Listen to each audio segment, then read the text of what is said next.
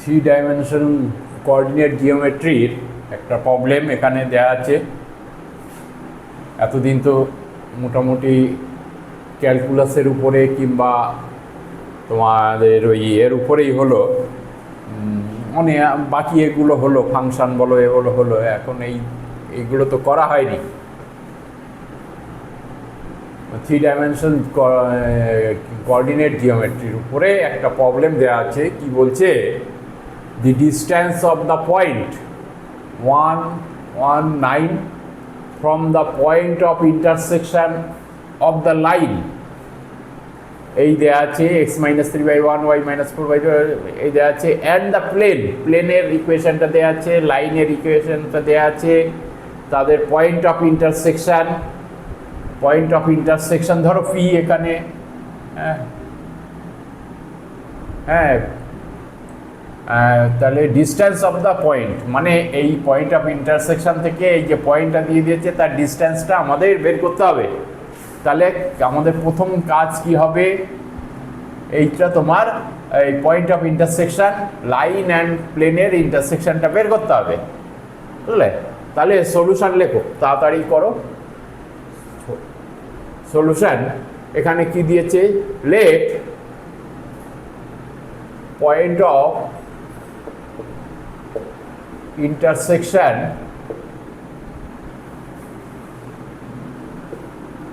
x1 y1 z1, তাই তো? তাহলে এই যে তোমার এই যে তোমার পয়েন্টটা স্যাটিসফাই করবে কোনটাকে, প্লেনকেও স্যাটিসফাই করবে, এমনকি এই লাইনটাকেও স্যাটিসফাই করবে। এইটা লাইনের ইকুয়েশন এই দিয়ে দিচ্ছি, প্লেনের ইকুয়েশন এই দিয়ে দিচ্ছি, বুঝলে? x + y + z = 17। তাহলে আমরা ডাইরেক্ট লিখতে পারি, এখানে x1 y1 z লিখতে পারি, বুঝলে? তাহলে লেখো x1 - 3/1 = y1 - 4/2 = z1 - 5/2 = t late, তাই তো? এটা ধরলাম। তাহলে আমরা এই টির রেসপেক্টে আমরা x1 y1 z1 এর ভ্যালুটা বের করব। x1 = কত হলো, x1 = অনের সঙ্গে t + 3, y1 = 2t + 4, 2t + 4, তাই তো? আর z1 = 2t + 5, তাই তো? বেরিয়ে গেল। তাহলে x1 y1 z1 যেমন তোমার এর উপরে আছে, লাইনের উপরে আছে, তেমনই লাইনটাকে স্যাটিসফাই করছে, তেমনই তোমার প্লেনটাকেও স্যাটিসফাই করছে। তাহলে এই x1 y1 z1কে যদি আমরা এই রেসপেক্টে বসাই, এই প্লেনে বসাই, তাহলে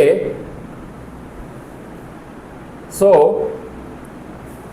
x1 + y1 + z1 = 17, তাই তো?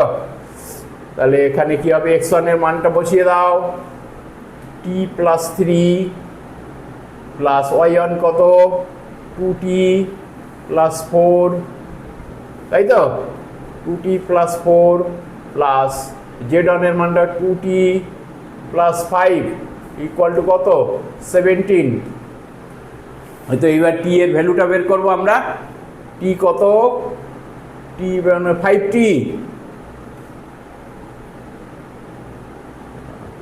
5t = 5t প্লাস এখানে কত, 9, 5 + 4 মানে 9, 3 মানে 12, তাই তো? = 17, তাই তো? তাহলে 5t = কত, 5t = 17 - 12 = 5, তাহলে টি ইকুয়াল টু হলো 1। এইবারে আমরা এখান থেকে x1 y1 z1 এর মান বের করে নিতে পারি, ভ্যালুটা বের করে নেব।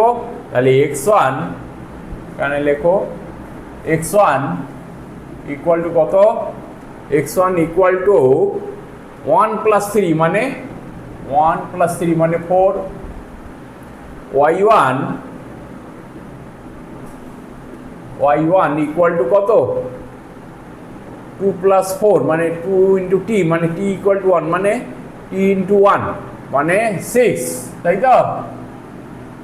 আর z1 equal to 2t plus 5 মানে 7, তাই তো। তাহলে এই পয়েন্ট অফ ইন্টারসেকশন পি যদি হয় এটা কত বেরোলো তোমার 4 6 7, তাই তো 4 6 7, তাই তো। তাহলে এইখান থেকে ডিস্টেন্সটা কত, এই ডিস্টেন্সটাই তো চেয়েছে, তাহলে এটা এস ধরো, তাই তো। তাহলে পিএস ইকুয়াল টু কত হবে তোমার √4 minus 1 whole square plus 6 minus 1 whole square plus 9 minus 7 না 7 মাইনাস 9, তাই তো 7 minus 9 whole square equal to কত হয় √, এখানে 3 হয় মানে 9, এখানে 6 5 25 প্লাস 7 মাইনাস মানে 10 মাইনাস মানে 4, তাই তো। তাহলে কত হবে এখানে √38, এইটাই হচ্ছে অ্যান্সার, তাই তো পিএস। তাহলে এইখান থেকে ডিস্টেন্স হচ্ছে তোমার √38। এখানে অপশান কোনটা কারেক্ট হচ্ছে, অপশান কোনটা হবে, অপশান হবে 4, তাই তো। অনেকদিন একটু অন্য ধরনের অঙ্ক কর, আজ একটু সহজ অঙ্ক করলাম, হ্যাঁ, কারণ আজই তো তোমার কোঅর্ডিনেট ডাইমেনশনাল কোঅর্ডিনেট জিওমেট্রিতে আমরা প্রথম ঢুকলাম, এই জন্য একটু সহজ দিয়ে আরম্ভ করলাম। তাহলে অপশান হচ্ছে 4। আর ভিডিওটা যদি ভালো লেগে থাকে অবশ্যই তোমরা সাবস্ক্রাইব করবে, শেয়ার করবে এবং লাইক করবে, যাতে ভবিষ্যতে আরও ভালো ভালো ভিডিও তোমাদের দিতে পারি। Thank you.